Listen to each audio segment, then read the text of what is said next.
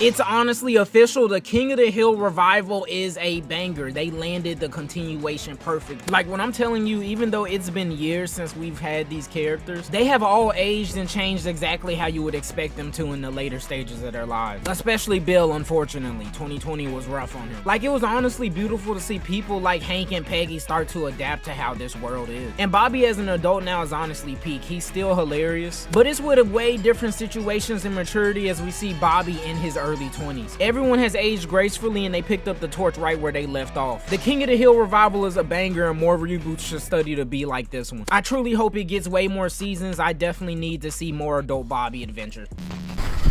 Spoilers for the King of the Hill revival series, but honestly, Con and Minh getting a divorce makes a lot of sense when you think about it. They legit did get married young, and Minh even said they did it out of an act of rebellion. And when you honestly think about their marriage and lives over here in America, it is just them trying to look good and better than everyone else for their approval. That's why they were so hard on Connie, also trying to make her the model student and perfect there. It really explains a lot of her values as an adult and why her personality turned out the way it did. And even while divorced, they still wanted everyone to believe just how perfect and together they were. Minh and Con honestly dealt with a lot throughout their entire relationship together. The divorce honestly makes sense on paper. It happened.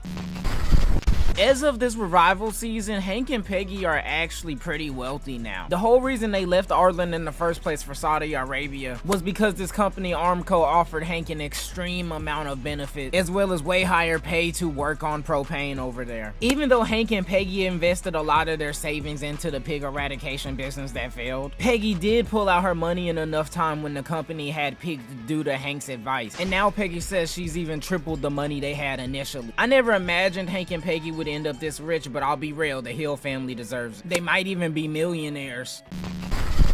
One of the most surprising things to me in the new King of the Hill series is that Boomhauer has actually matured a lot and he's legit a stepdad now. This is a big step for him, as in the OG series he used to have a lot of women coming in and out of his life. And we saw a few episodes in the OG series where that lifestyle for him would affect him negatively. And he obviously did want love, it just hadn't found him yet. We don't meet Boomhauer's long-term girlfriend in this revival, but the fact that he's there and supportive for his stepson says a lot. Honestly, a W for Boomhauer.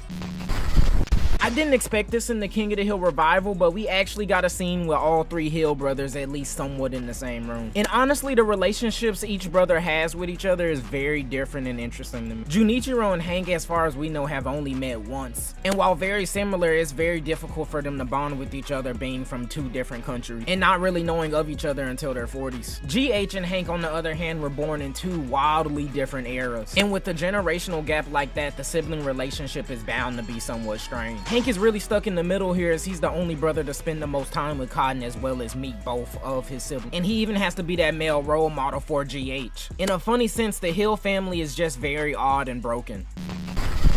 Honestly, after this reboot, Bobby is the new King of the Hill. Throughout this season, his plot lines and episodes were honestly the most fun to follow. And I honestly didn't mind it where Hank and the parents episodes were usually the B plot line throughout this season. Bobby is a grown man now with his own profession and own set of friends in life. Even though the OG series focuses on Hank and the adults with the kids taking the back step, I wouldn't mind if we keep getting new seasons of King of the Hill that we primarily focus on Bobby from now on. The torch has honestly been passed. Hank led us for 14 seasons. Bobby is honestly the new king.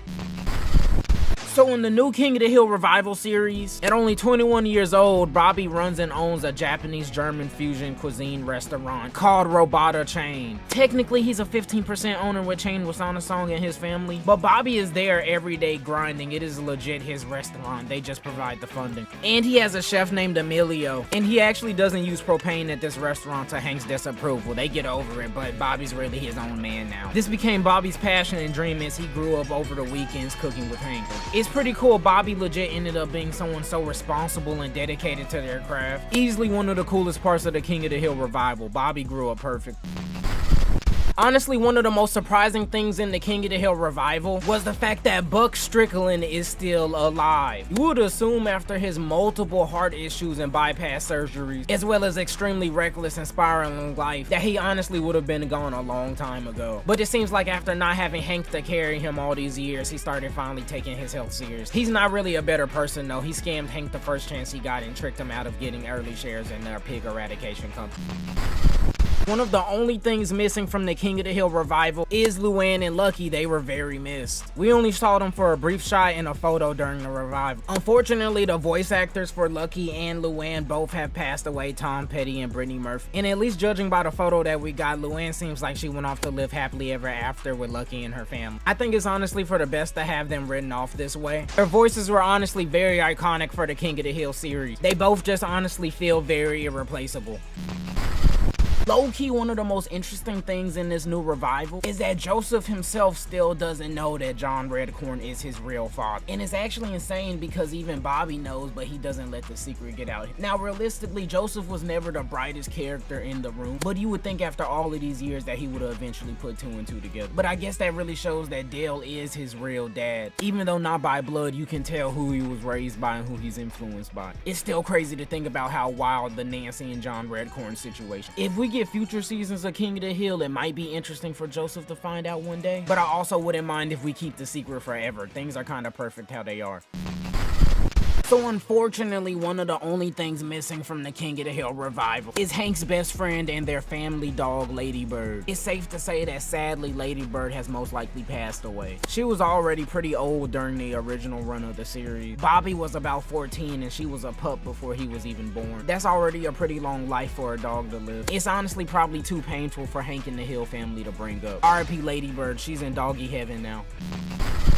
Honestly, one of the most underrated things in the King of the Hill revival is that the same relationship that Hank has with Con and their family is almost the exact same that Bobby has with Chain with Sana-san. Hank intentionally doesn't go hard on Con from the insults and disrespect because he understands how sad and how desperate his life over here. And when Connie came to Bobby for advice about their date, Bobby actually helped him out a lot by saying he has underlying issues due to how he's trying to live up to his father's expectations. Bro was only gonna say something when he thought he found out he was cheating on her. Hank really instilled a high respect factor and a very mature approach into Bobby. I love what Bobby's grown into.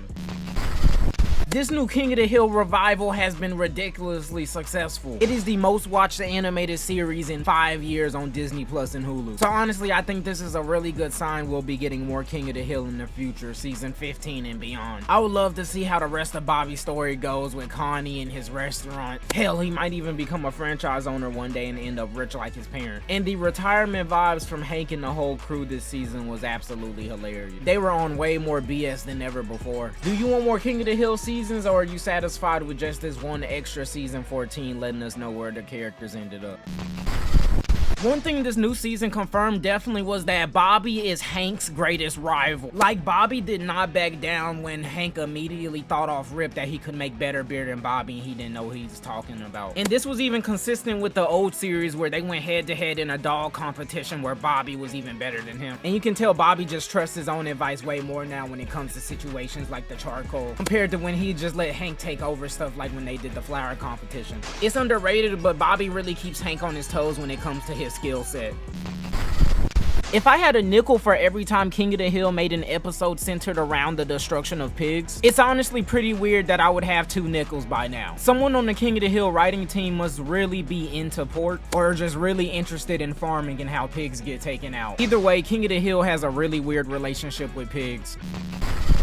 One of the most new interesting characters in the King of the Hill reboot was Bobby's ex-girlfriend, Willow. While she seemed pretty chill and mellow at first, the longer we got to know her, she seemed to have some slight attachment issues, as well as some unpacked trauma with the owner of the Dallas Cowboys. She took a dump on his desk. I'm honestly not the most surprised that Bobby ended up with a girl like this. He has a slightly alternative side to himself. Even though her and Bobby broke up, I don't want her to disappear in future seasons of the show. Her personality really feels like it can bring something to Joseph, Connie, and Bobby's little group.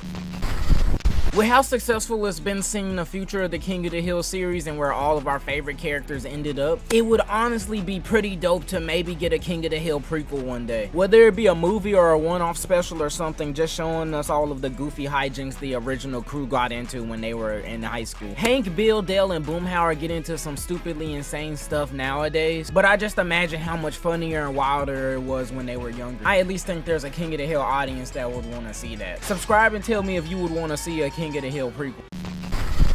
One thing this King of the Hill revival gives us further clarity on is the strange relationship between Peggy and Bill, mostly coming from Bill's side, of course. We see once again Bill has taken it too far with his infatuation of Peggy's character, and he has this whole black barbershop believing that she's his wife and this entirely amazing person. And it's not like Bill is necessarily wanting to be with Peggy, as we've seen in episodes when they were a sales team together, but she represents this hole in his life of a wife that he can never have. It's not Peggy, but the idea of Peggy that Bill is in love with. It's sad because he'll even go as far as faking her death as his wife. It's honestly pretty creepy and sad, but I respect Peggy and everyone putting up with him and his behavior for all these years. She